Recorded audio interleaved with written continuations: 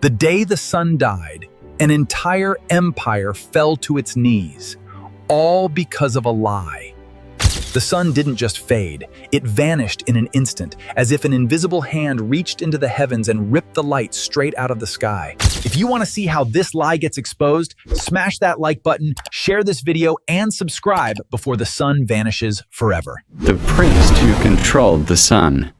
The sun vanished in the middle of the day, not slowly, not naturally, but as if something beyond human understanding had reached into the heavens and extinguished the light itself. Across the Empire of Orian, daylight collapsed into darkness, and within seconds, fear began spreading faster than the shadow above them.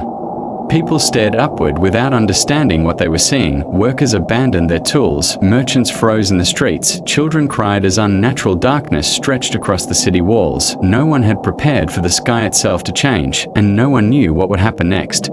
Then the kneeling began, one by one.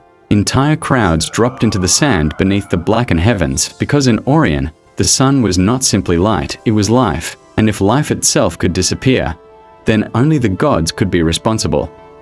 At the center of the capital stood the Temple of Solace, a monument of gold and stone so enormous that travelers could see its shining walls from miles across the desert. For centuries, it had symbolized divine order, but beneath the eclipse, the temple no longer looked holy, it looked terrifying. Inside the temple, priests rushed through torchlit corridors like shadows fleeing a dying world. Smoke filled the sacred halls, crimson robes swept across ancient stone floors, and from every direction came the sound of desperate prayer, not calm devotion, but fear. Outside, panic consumed the empire. Mothers clutched their children tightly against their chests. Soldiers abandoned their guard posts. Even the strongest men lowered themselves into the dust and prayed for the sun to return, because when the heavens change, human power suddenly feels very small.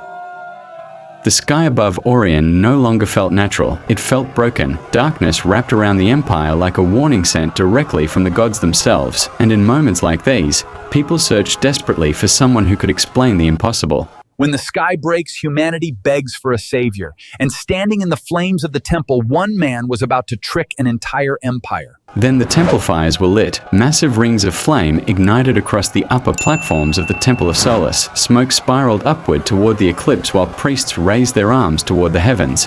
The rituals had begun, and the entire empire watched in silence.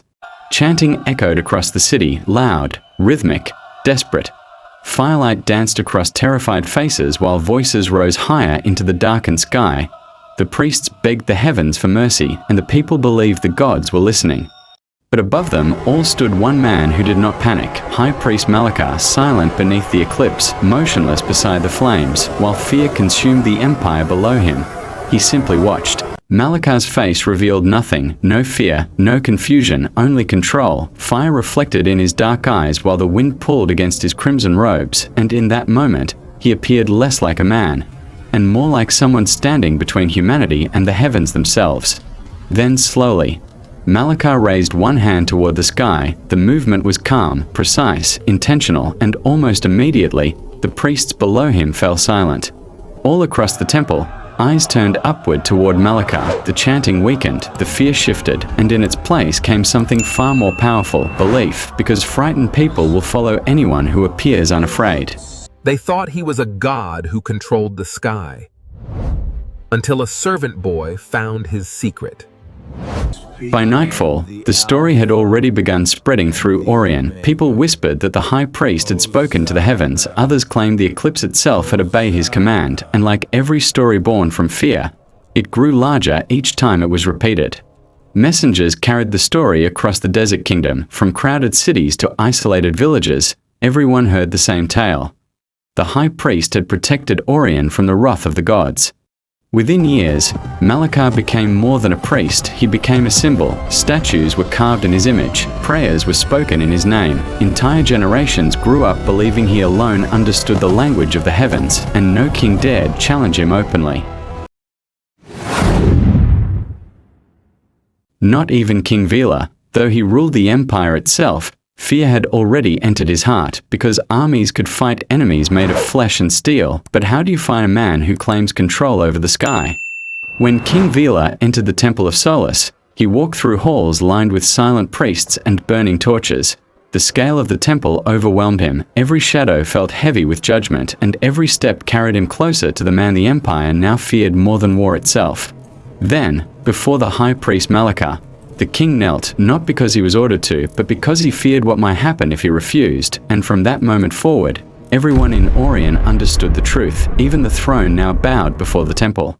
As the years passed, Malachar's influence spread across the empire. Cities delayed wars based on his warnings, trade routes changed according to celestial predictions, entire populations waited for his interpretation of signs in the heavens before making decisions, and somehow, his predictions were always correct.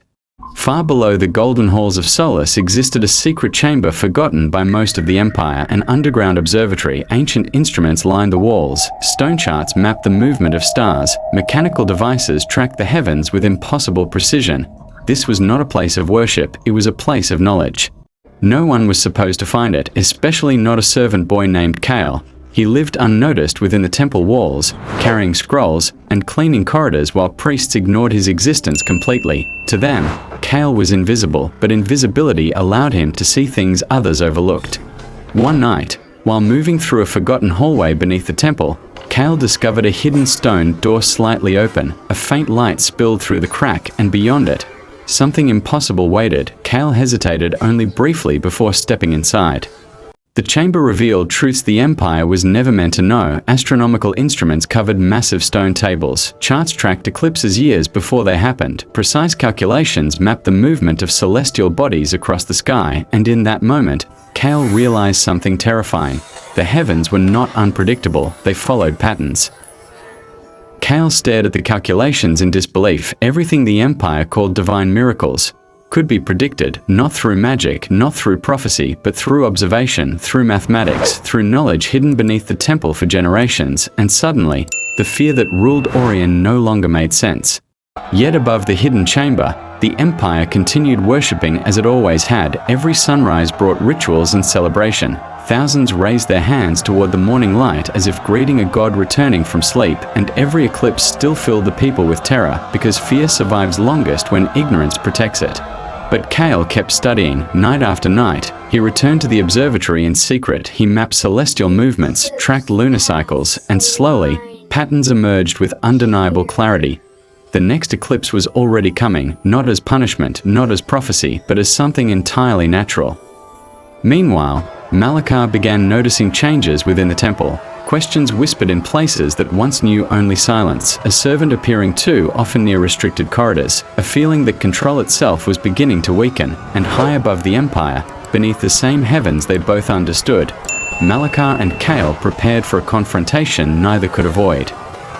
For centuries, Orian had worshipped men who claimed authority over the sky, but knowledge changes people, because once humanity understands the heavens, fear begins to disappear, and when fear disappears, so does the power of those who used it to rule. Under the peaceful night sky, Kale looked upward not with terror, but with understanding, and for the first time in generations, the heavens belonged to everyone again.